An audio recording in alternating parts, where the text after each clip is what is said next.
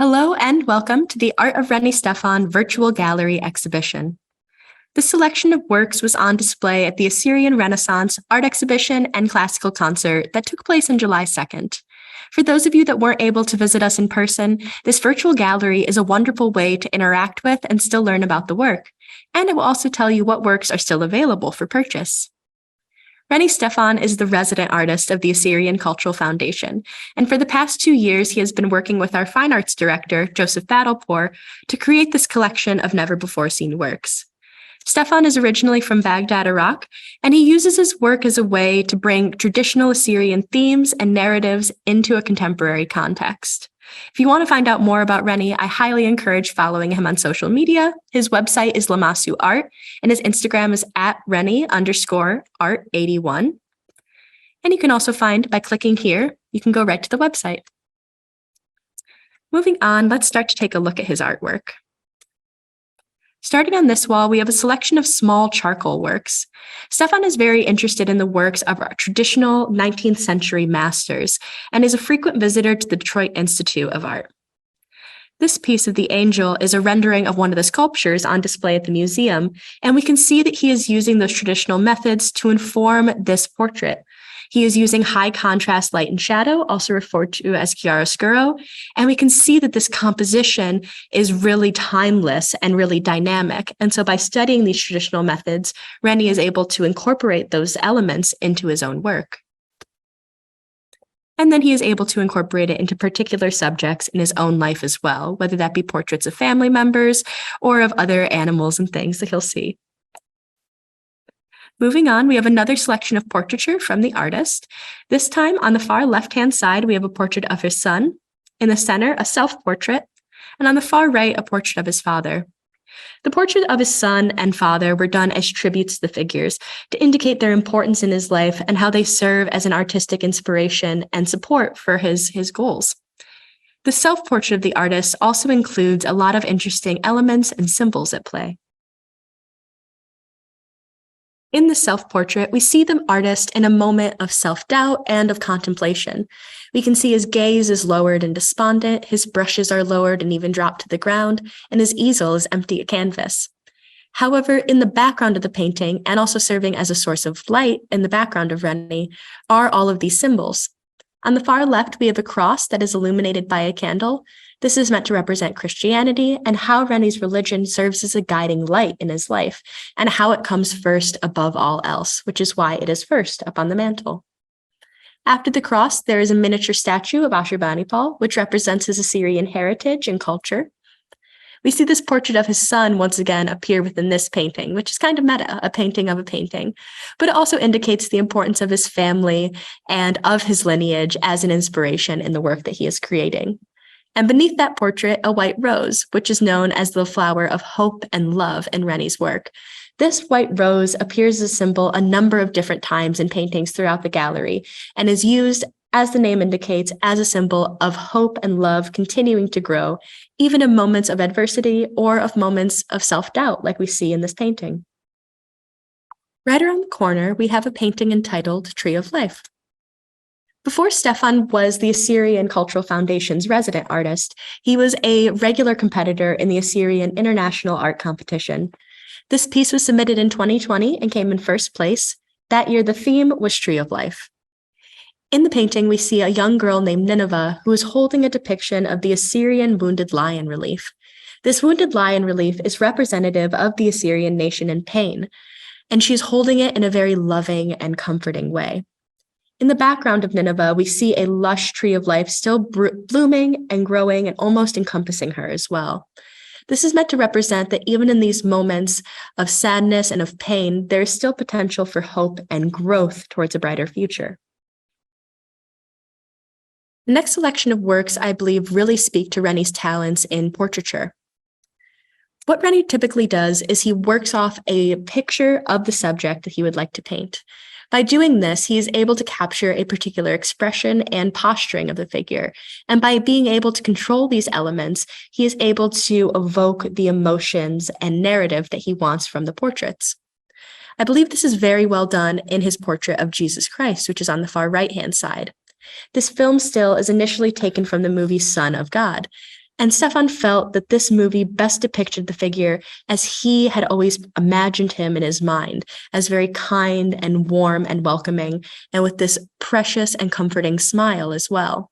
In the original film still, however, he is in front of a more cold background with more mountains and more cool tones.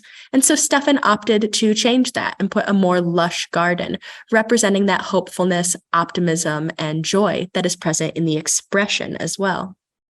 On the far left-hand side, we have a portrait of Dr. Ricardos Youssef, and in the center, we have a portrait of a family member of Stephan's named Nina. And we can see that in all of these portraits that Stephan has a particular talent for not just depicting what the subject looks like, but being able to depict what is going on behind the eyes and the emotions of the figure as well. The next piece I'd like to look at is rather unique, and we have to get in close to get a really good look at it. There we go. Initially, Stephan found this frame at an antique shop and was inspired to create a work around the uniqueness of the frame, both in its shape and in its size. This work is much smaller than any of the other pieces in the collection today, only a foot in diameter, including the frame itself. Because of this smaller size, Stephan felt it would be a challenge to depict a very high detail landscape work.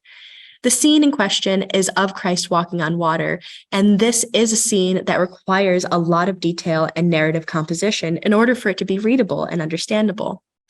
Stephan was working with microneedle brushes in order to achieve this effect, and he is also using these high contrast colors in order to make every detail of the painting stand out and be more visible as well.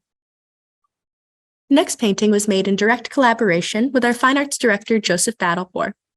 Battlepore and Stephan worked on the composition of this still life together to create a comprehensive narrative. On the table, we see a book of knowledge, which is in reference to the fact that ancient Assyrians were the founders in many fields of studies, including linguistics, astronomy, and medicine. On top of the book of knowledge, there's also a Holy Bible, indicating the importance of Christianity to the nation. And resting gently on top of the Bible is a white rose, which is the flower of hope and love. As I mentioned, this symbol is present in many of Stephan's paintings as a symbol of optimism and hope. We also see the Assyrian flag laid gently on the table, and above all these other symbols is the crucifix. This is done to represent that the religion and Christianity comes above all else and above all of these other elements in the nation, that it is a guiding force for all of these other elements of nationalism and knowledge and hope to come together and move towards a brighter future. The next painting we're going to look at was Stephan's first ever commission after becoming the resident artist for ACF. In this portrait of Queen Shamiram, Stephan wanted to stray away from traditional depictions of the queen. This was done in order to indicate that at the time, a woman having the political power and control that Queen Shamiram did was unheard of, and it was an act of modernity. So even though she is a part of ancient history now, her influence and power can still be recognized and appreciated, even in a modern context. The rest of the paintings on this wall serve as a further example of Stephan's talents in portraiture and also his talents in craft and composition as well. In the far corner here, we have our silent auction work, I Give You the Flower of Hope. This painting features a contemporary Assyrian woman in the foreground who seems to be in conversation with the relief of an ancient Assyrian king behind her. She is offering the king the flower of hope and love, a symbol that we have seen in other Stephan works, and in return, the king seems to be offering her a bushel of flowers as well. The king is offering to her their history, culture, and knowledge to be passed down and brought forward into the future. And in return, the woman offers this hope, optimism, and love for her past as she carries it into the future. The figures are awash in this beautiful blue color, which is representative of lapis lazuli, a material that is traditionally used in ancient Assyrian artwork and monuments. This painting establishes for us a trend which we see recurring in a number of other Stephan works. That is, to see a contemporary Assyrian woman in conversation with ancient Assyrian symbols and subjects. Given that the Nineveh Plain is often referred to as the Assyrian motherland, or Atara, Stephan chooses young women or soon-to-be mothers to represent the Assyrian nation and land as a whole. Starting on the left-hand side, we have freedom, which is representative of the Assyrian nation's desire to have the freedom to return to their homeland. And the dove in the upper right-hand corner represents that mission comes in peace. New Princess shows an older Assyrian woman in traditional folk costume, putting the headdress on top of a younger Assyrian woman in the foreground. This represents the passing down of knowledge and traditions to the younger generation. Give Me Wings So I Can Reach the Stars shows a young woman standing in front of a lamassu while also pointing up at the North Star in the upper left-hand corner. Assyrians were the founders of astronomy, and since the North Star is the brightest star in the sky, it is also served as a symbol for hope and guidance in dark times. And it is also an inspiration for the Assyrian star as well. She is asking the lamassu, this ancient, wise figure, for the power and for the wings to aspire to the knowledge and successes of her ancestors. And in response, the stone statue seems to even be coming to life to offer her his eagle's wings. The next painting, Hamala, shows a young Assyrian woman, again in traditional folk costume. And if we take a close look at her feet, we'll notice that she's almost striding forward or appears to even be dancing. And this is done in order to show that even through these traditions, that she's still holding on to an element of her youth and frivolity and still moving forward with these traditions as well. The next painting, We Are One, shows an Assyrian woman, and she is pointing with her right hand to an Assyrian star necklace, and with her left hand, she is pointing to the relief behind her. This is a recreation of the relief that are found on the Ishtar gates in Babylon, and it's a depiction of a lion. Even though the Ishtar gates were typically found in Babylon, they are still a part of Assyrian history. And this piece shows that for Babylonians, Assyrians, Chaldeans, even though there are cultural differences and historical differences, ultimately they are united and they are more connected than they are different from each other. The final piece, Reflection, shows a young Assyrian woman standing in front of a relief of King Ashurbanipal as he is hunting. She is also mimicking the gestures of the archery as well. This is done in order to indicate the power of Assyrian women and that they too have the strength and leadership capabilities of their ancestors from their ancient past. And that concludes our virtual gallery tour of the art of Reni Stephan. If you're interested in owning any of these works for yourself, I highly recommend visiting our Fine Art America shop. There you'll find prints of the works available at a variety of different sizes and printed on a variety of different materials. Thank you for joining me today to find out more about this wonderful collection of artwork, and please go support our resident artist, Reni Stephan.